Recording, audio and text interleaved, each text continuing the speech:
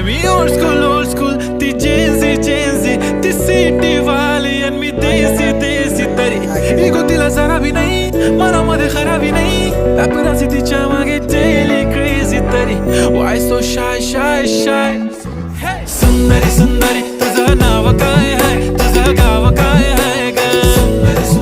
अरे सुंदरी तुझं नाव काय आहे तुझं गाव काय आहे ग